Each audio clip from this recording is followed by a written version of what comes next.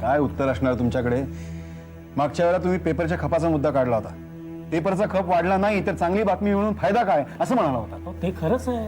पण आता खप वाढलाय, 25,000 वाढलाय. 24,000 आहे ना, ऑड समथिंग. हा तेच ते. पण मग अहो मुळात प्रश्न आता असा उपस्थित होतोय की खप जास्त तरी कशासाठी, नाही का? चांगली बातमी चांगल्या खपासाठी, पण मुळात चांगला खप कशासाठी?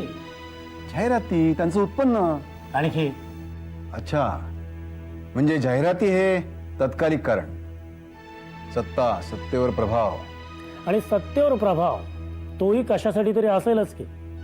अहो पूर्वीसारखं सत्तेसाठी सत्ता असं तत्व कुठं राहिलंय? सत्तेवर प्रभाव आपल्या हितसंबंधांच्या रक्षणासाठी, उद्योग वाढवण्यासाठी, साम्राज्य वाढवण्यासाठी. अहो शेठजींचे 1760 उद्योग, त्याचबरोबर चालवायचा हा एक वृत्तपत्र उद्योग, आणि तोही कशासाठी? तर कुणीही आपल्याकडे वाकड्या नजरेने बघू नये म्हणून, उद्योगधंद्यात सवलती मिळाव्यात म्हणून. अहो या सगळ्याला आपल्याच पेपरमधल्या कुण्या एका जयसिंग जाधवमुळे धोका उत्पन्न होत असेल तर त्याला कशाला ठेवील कोण? त्याचा पत्ता कापून टाकावा. कोण जयसिंग जाधव? इथे कोणाच्या खिजगंडीत पण नाही. त्याला मात्र कमलाची बातमी मिळाल्यानंतर आभाळ ठेवणं झाल्यासारखं वाटत होता. काही नाही, मालकाच्या घरातल्या पाळीव प्राण्यासारखंच त्याचं स्थान. जयसिंगराव, तुम्ही उगाच त्रास करून घेतलात. वास्तविक तुम्हाला सगळं माहित आहे. चांगलंच माहिती आहे, पण थोडा विसर पडला होता. यापुढे मी लक्षात ठेवीन की अशा ठिकाणी काम करत असताना नीतिमत्ता, तत्व, मूल्य सगळं सगळं गुंडाळून ठेवायचं आणि मग नोकरी करायची. नाही नाही नाही नाही, अहो ते सगळंच उपयोगी असतं. शिवाय शेठजी नेहमी म्हणतात, ध्येयानं भारलेला माणूस हा कितीतरी पटीनं जास्त काम करू शकतो. तत्व त्यासाठी, जास्त आउटपुट मिळवण्यासाठी. हो मग. जयसिंगराव, अहो खरं तर शेठजींना तुम्हाला भेटायचं होतं, पण काय आहे की शेठजींना अप्रिय गोष्टी आवडत नाही. अहो एरवी माझा काय उपयोग? शिवाय 2 वर्षानंतर तुम्हाला पुन्हा बोलवायची वेळ आली तर, मोठ्या पोस्टवर, अधिक पगारावर, तुमचं बाहेर फार मोठं नाव झालं तर तुम्हाला जरूर बोलवू. कधीच नाही. अहो त्यावेळेला अडचण येऊ नये. इथे पुन्हा नेवर. जयसिंगराव, त्या शेठजींचा पीए तुला म्हणाला होता ना की कमलासारखी खळबळजनक बातमी कशासाठी? तर खप वाढण्यासाठी. खप कशासाठी? तर पेपरचं नाव व्हावं म्हणून. आणि नाव कशासाठी? तर हे असले इतर उद्योग जपण्यासाठी. म्हणजे इथे हॉटेल उद्योग वाढवण्यासाठी. करेक्ट. आणि याला उगीच वाटतं, लोक काय म्हणतील, मला काढलं म्हणून लोकांना काय वाटेल. हे बघ, लोकांना काही वाटणार नाही, त्यांना अंदाज असतो. अरे पण मग त्यांनी सरकारला धमकी देणं, राष्ट्रीय सुरक्षेविषयी लेख मला छापतो असं सांगणं. मी सांगतो तुला नक्की काय झालं असेल. तुमचे शेठजी हॉटेलचा FSI वाढवण्याच्या प्रयत्नात होते. हां, त्याच वेळेस तुझी ही कमलाची प्रेस कॉन्फरन्स झाली. त्यांच्या सगळ्या प्रयत्नांना खीळ बसली म्हणून शेठजी संतापले. पण नंतर त्यांच्या गोष्टही लक्षात आली की सरकारवर प्रेशर आणण्यासाठी हा मार्ग चांगला आहे, म्हणून त्यांनी लगेच धमकी दिली लेखमाला छापायची आणि तुला त्या संरक्षण खात्याची माहिती गोळा करण्यासाठी पाठवलं. जसं त्यांनी त्यांचं काम काढून घेतलं त्याबरोबरच त्यांनी तुझ्यावर ॲक्शन घेतली आणि मंत्र्यांना खुश केलं. हे बघा, FSI वाढवण्याचा निर्णय होण्यापूर्वी विरोधी पक्षातले शिबू यादव आणि इतरांनी सभात्याग केला. म्हणजे विरोधी पक्षही त्यांना सामील. राष्ट्रीय प्रश्नावर दोन्ही पक्ष एकमेकांशी भांडतायत, पण शेठजींच्या प्रश्नावर दोघांचेही एकमत. पैशाचा विजय असो. नाहीतर काय. आणि तू आपला उगीच सिरियसली घेत असतो सगळं. उगीच काय, माझं एवढं नाव असून गेल्या आठवड्याभरात एकही ऑफर नाही आली मला. लोक टाळतायत मला. हे बघ, कोणीही तुला टाळत नाहीये. नाही तर काय, साधं भेटायला देखील कोणी बोलवत नाही. अरे सगळं स्पष्ट झाल्याशिवाय, तुला का काढलं हे नक्की कळल्याशिवाय कोण कसं बोलवेल तुला? तुला वाटतं शेठजी फक्त तुमच्याकडेच आहे. हे बघ, थोड्याफार फरकाने सगळीकडे तेच आहेत. त्यांच्या फायद्यासाठी का होईना, पण तुला ते बोलवतील. पण तुला थोडं थांबावं लागेल. ओके, चला बाई, येतो मी. हां, संध्याकाळी भेटूचे. चल, बाय.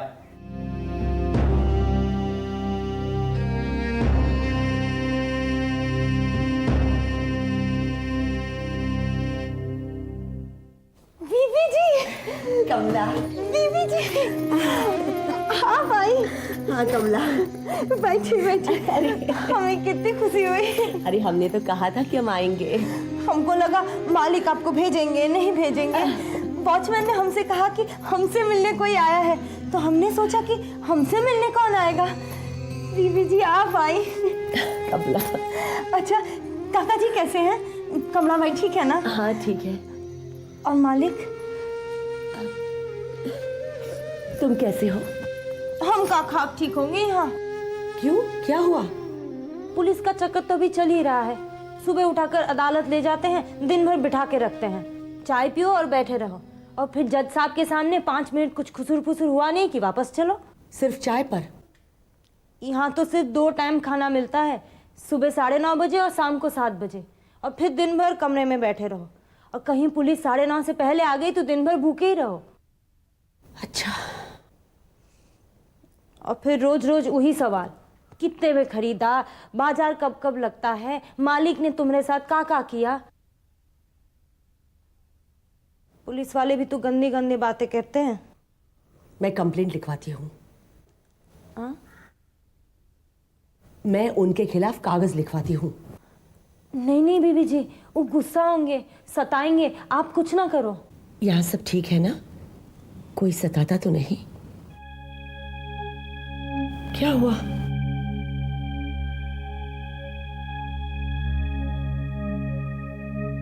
यहाँ तो कोई कुछ नहीं बोलता, लेकिन लगता है सब राह देखत रहे। राह देखत रहे? किस बात की? केस खत्म होने की। ओहो।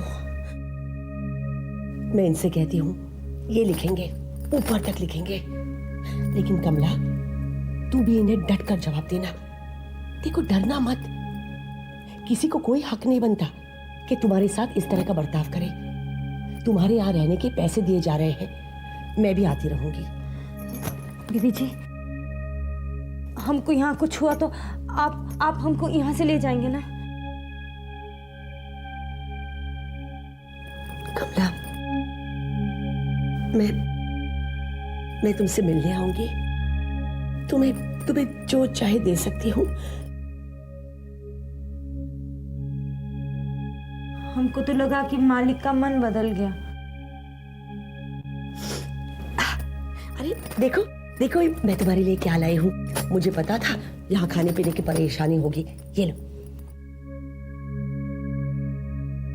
हमने तो अदालत में कह दिया कि मालिक ने अच्छा बर्ताव किया।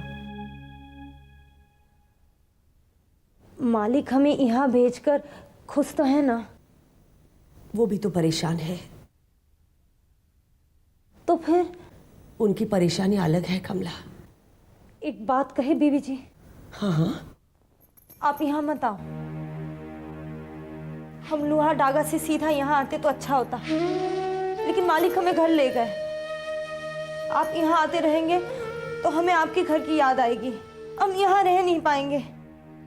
आप जाओ बीबी जी, आप यहाँ मत आओ। और ये भी ले जाओ, ये एक फल ले जाओ। हम एक फल रख लेते हैं, लेकिन आप बाकी ले जाओ। कमला, ये बीबी जी आप जाओ और यहाँ फिर मत आओ।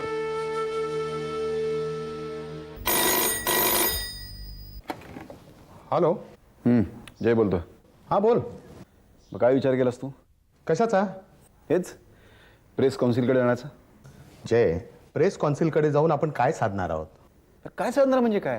हां, हे असं आपल्याला लाथ म्हणून कुणी हकलतं आणि आपण गप्प बसायचं? तसं नाही, पण आपल्या ॲग्रीमेंट प्रमाणे त्यांनी आपल्याला पैसे आणि सगळे बेनिफिट्स दिलेले आहेत. बाकी काहीच ठेवलेलं नाहीये. काही उपकार नाही केलेले. तसं नाही आहे बघ. आपले जे त्यांच्यावर आरोप आहेत ते आपण कसे सिद्ध करणार आहोत? अरे पण तूच तर म्हणलास ना की सगळं क्लिअर आहे म्हणून. हो मी म्हणालो, पण हॉटेल व्यवसायाला सवलती देणं हा एक जनरल पॉलिसी डिसिजन आहे आणि त्यासाठी त्यांनी तुला काढलं हे आपण कसं दाखवणार? हे बघ, त्यांनी तुझ्यावर प्रेशर आणलं हे सगळं आपल्याला माहिती आहे, पण आपण ते सिद्ध कसं करणार? मग काय स्वस्थ बसू? हे बघ जय, तसं माझं अजिबात म्हणणं नाहीये. आपल्याजवळ बरेच मार्ग आहेत तुझ्या मालकाला राईट करायचे, पण हे बघ त्यासाठी आधी तू कुठेतरी जॉईन हो, मग आपण प्लॅन करू काय करायचं ते. हो, लोक उभेच आहेत ऑफर्स घेऊन माझ्या दारात. काही नाही रे, माझं नाव माझी कीर्ती काही कशाचा काढी इतका उपयोग नाही. हे बघ जय, तू एक फटकळ, कोणाचंही कधी न ऐकणारा अशी तुझी इमेज आहे. हां, आणि त्यात जर आपण हे असं भांडत बसलो ना तर इतर पेपरवाले तयार सुद्धा होणार नाही तुला हात लावायला. बरोबर आहे. पत्रकार तुझ्यासारखा पाहिजे, सगळ्यांशी जमवून घेणारा, सगळ्यांना खुश ठेवणारा, हॅपी गो लकी. मग त्याला एखादी मोठी स्टोरी मिळवता येऊ ना येऊ. ठीक आहे, बसूया काही काळ स्वस्त. पण तरी काही झालं नाही ना तर मी त्याला सोडणार नाही, मी तक्रार करणार.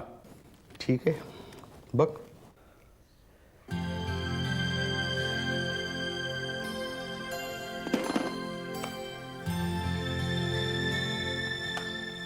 कुठे गेली होती? कमलाकडे. कशाला? तिला परत इकडे आणायचंय? काही नाही, सहज गेले होते. सहज? नातं निर्माण होतं माणसांमध्ये, सांभाळावं लागतं. तर म्हणलं तिला तिकडे त्रास होतोय, तिला आणा इकडे आणि आमच्या कटकडी अडचणी आणखी वाढवून ठेवा. नवऱ्याची काळजी नाही, कमलाला काय होतं याची फिकीर. आणि माझी दुर्दशा बघायला काकासाहेबांना इथं थांबून घेतलंय.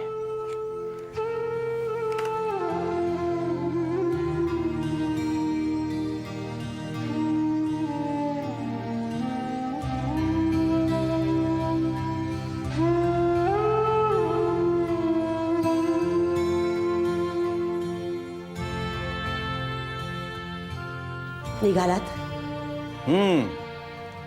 म्हणजे जयसिंग काही बोलला म्हणून नव्हे, पण आता जायलाही हवंच ना. मी तर म्हणतोय तूही का नाही चलत फलटणला 2 दिवस? नाही, नको. हे बघ, जास्त धावपळ करणाऱ्या माणसाला एकटेपण सहन नसतं होत. तो काही बोलला तर ऐकून घे, उत्तर नको देऊ. हो, तो बिझी असला तर त्याला डिस्टर्ब करू नकोस, तो अस्वस्थ असला तर उलट बोलू नकोस. तूही त्याच्यात गुंतलेलीच आहेस. तसं नसतं तर कमलाला भेटायला कशाला गेली असतीस? खरंय, यांची अवस्था पाहूनच मला कमलाची आठवण आली. यांनी कमलाचा उपयोग केला, प्रसिद्धी मिळवली आणि तिला सोडून दिली. मालकांनी यांना वापरलं, खप वाढवला आणि काढून टाकलं. अगं, या दिल्लीचं वैशिष्ट्यच आहे ते, माणसांना वापरणं आणि मग चरकातून पिळून काढलेल्या उसाच्या चिपाडाप्रमाणे फेकून देणं. काल साहेबांच्याकडे गेलो होतो मी.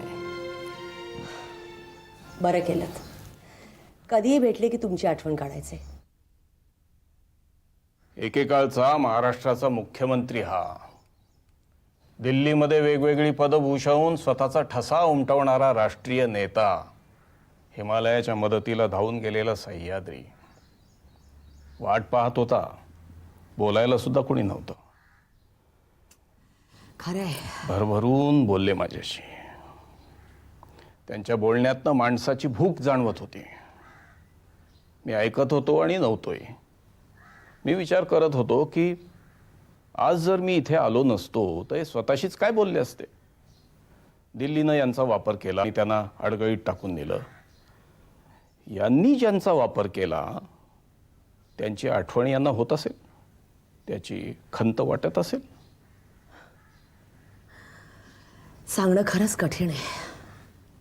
राजकारणाचा धर्मच आहे हा, माणसांना वापरणं आणि फेकून देणं. कोण कुणाला कधी कुठे कसा वापरेल याचा अभ्यास करणं म्हणजेच राजकारण, अशी एक व्याख्या केली आहे मी केली आहे म्हणजे या दिल्लीनं मला शिकवली आहे. काल साहेबांच्याकडे जाताना ऑटो रिक्षातनं मी गेलो होतो. तिथे पोचल्यावर तो रिक्षेवाला मला असं म्हणतो की या कोई मिनिस्टर रहता है, इनके पास तो कोई आता नहीं. या दिल्लीच्या धमन्यातून सत्ताकरण वाहत असतं सरिता. इथल्या रिक्षेवाल्याला सुद्धा राजकारणामध्ये रस आहे. इथल्या सामान्य पानवाल्याला सुद्धा त्याच्या अस्तित्वाची जाणीव आहे. समोर येईल त्याच्या डोक्यावर पाय देऊन वर चढण्याची इच्छा आहे. ते दिल्लीमध्ये माणसाचं मोठेपण त्याच्या पदावरून ठरत नाही, तर त्याच्या इतरांचा वापर करून घेण्याच्या ताकदीवर ठरतं. जयसिंग कमलाला वापरणार, शेठजी त्याचा उपयोग करून घेणार आणि शेठजींचा उपयोग करणारे कोणीतरी असणार. आणि मग हे सगळं पोचतं कुठे?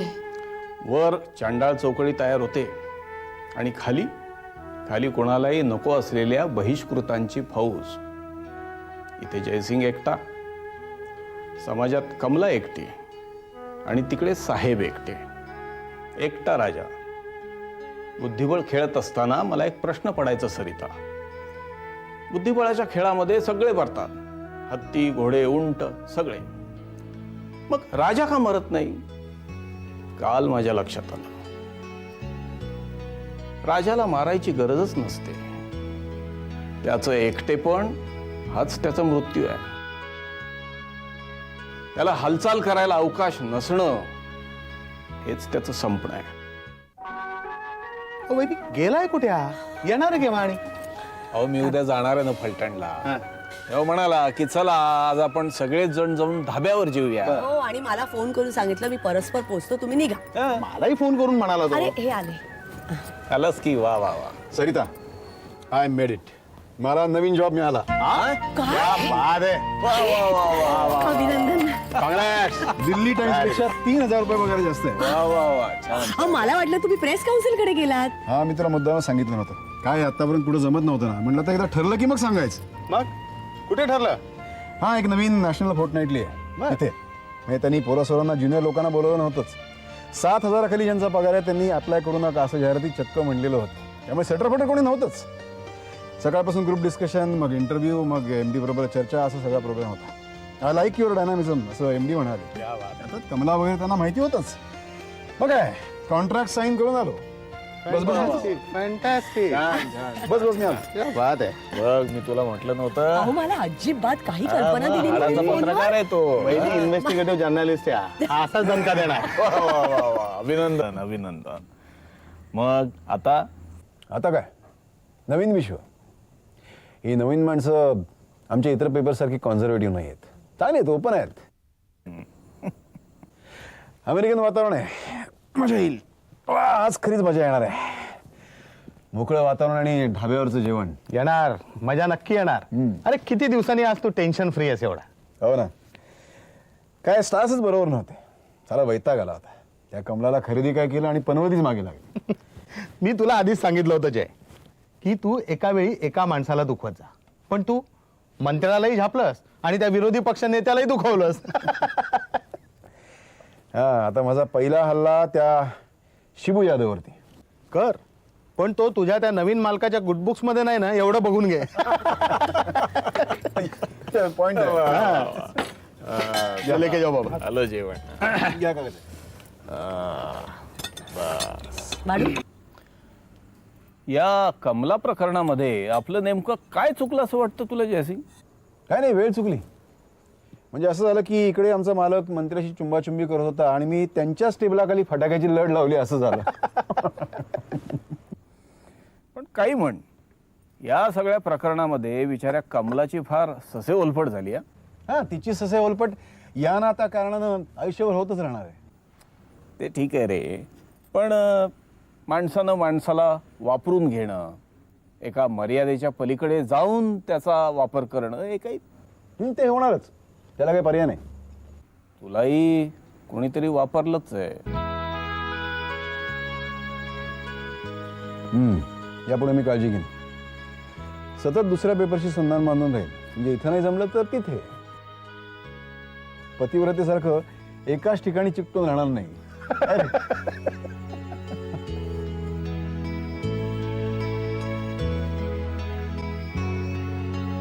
ताई सर, हे पत्र आलंय. कोरं कार्ड?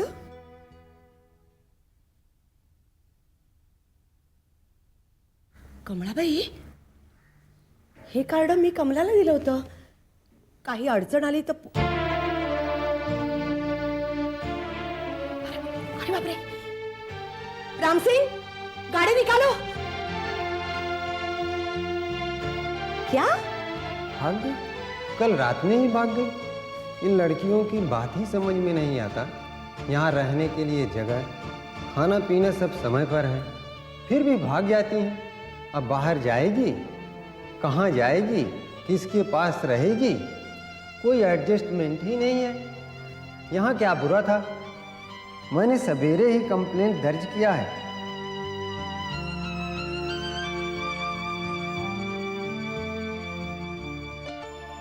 जयसिंग जाधव नावाच्या पत्रकारानं एका कमलाला विकत घेऊन प्रेस कॉन्फरन्समध्ये सादर केलं आणि खळबळ उडाली. वर्तमानपत्राचा खप वाढला. जयसिंगला प्रसिद्धी मिळाली. कायदेशीर अडचणीसाठी कमलाला नारीनिकेतनमध्ये ठेवलं गेलं आणि शेवटी कमला नारीनिकेतनमधूनही पळून गेली. एक कहाणी संपली. आज जयसिंग जाधव आपल्या क्षेत्रात नाव कमावून मोठा झाला आहे. सरितानं एक जाणीव आत दडपून ठेवली आहे. मात्र कमला